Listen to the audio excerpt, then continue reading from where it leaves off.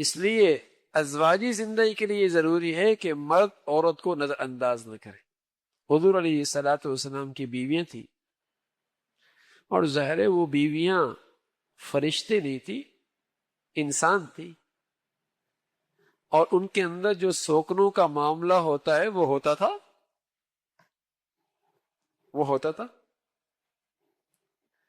اور حضور علیہ الصلوۃ والسلام کے ساتھ جو عورت بیوی کا معاملہ کبھی کبھی ہوتا. لیکن امی عائشہ صدیقہ رضی اللہ عنہا فرماتی کہ حضور علیہ الصلوۃ والسلام جب بھی تشریف لاتے تو آپ کے چہرے پہ مسکراہٹ ہوا کرتے تھے.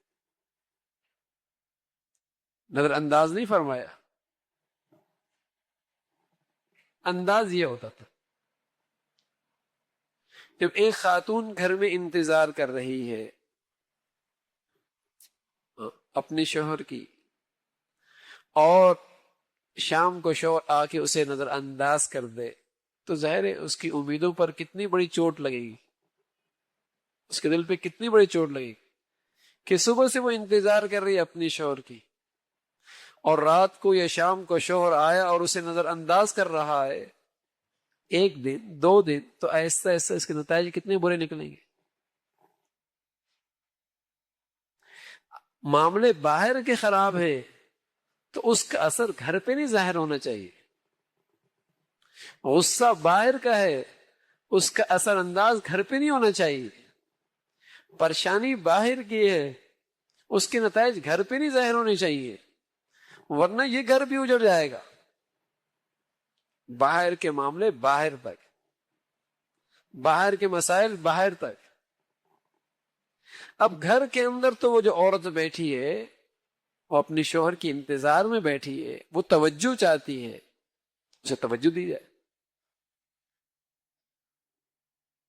پھر یہ کہ عورت بھی عورت ہے. عموماً ایک جملہ کہا جاتا ہے یہ تو ٹیڑھی پسلی کی پیدا کرتا ہے. کہ علماء نے لکھا ہے کہ ٹیڑھی پسلی عورت کے لیے کوئی عیب نہیں ہے. آپ یہ بتائیں کہ ٹیڑھی پسلی ہونا کیا ٹیڑھی پسلی کے لیے عیب ہے؟ کیا خوبی ہے؟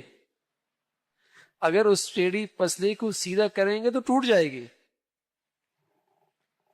اس کے اندر وہ ٹیڑھا پن ہی خوبی ہے، اسی ٹیڑھے پن کے اندر کام آ رہی ہے. تو در حقیقت حضور علیہ الصلوۃ والسلام ایک بات سمجھا رہے کہ اگر مرد یہ چاہے کہ جو میرا مزاج ہے 100% عورت اس مزاج پہ آ جائے، ایسا کبھی نہیں ہوگا.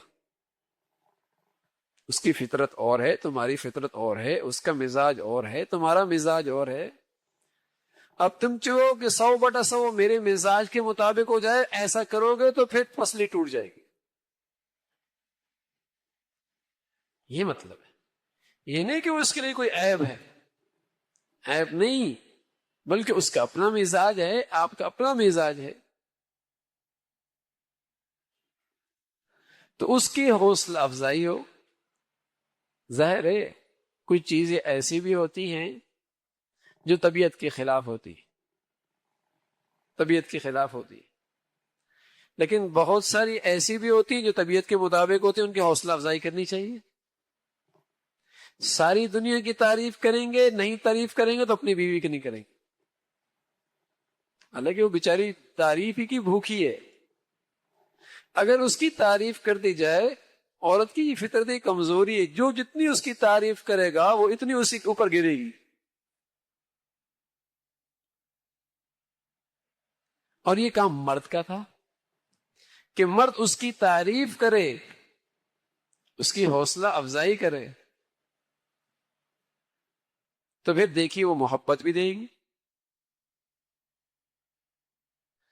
ایک اور اس کا طریقہ یہ ہے کہ ظاہر ہے اس کے اندر کچھ کمیاں بھی ہیں، خوبیاں بھی ہیں، تو اپنی سوچ کو بجائے منفی بنانے کے مثبت بنا کے رکھے،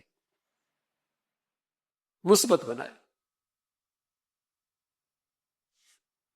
ایک بہت بڑے امام گزرے ہیں، اور اللہ کی شان کے وہ رنگ میں انتہائی سیاہ کہ رات بھی شرمانے لگے،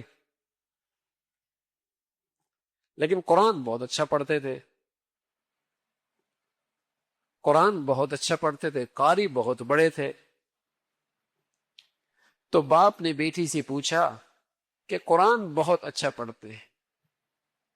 تو بچی نے اسی مثبت سوچ کو سامنے رکھ کر کہا ہاں میں اپنا ایمان ان کا قرآن سن کے تازہ کرتی رہوں گی. میری طرف سے اجازت ہے، آپ رشتہ طے کر لیں. اللہ کی شان، عورت اس کو اللہ رب العزت نے حسن و جمال دیا تھا.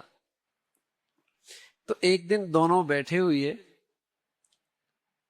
تو بیوی کہنے لگی آپ بھی جنتی ہیں میں بھی جنتی ہوں.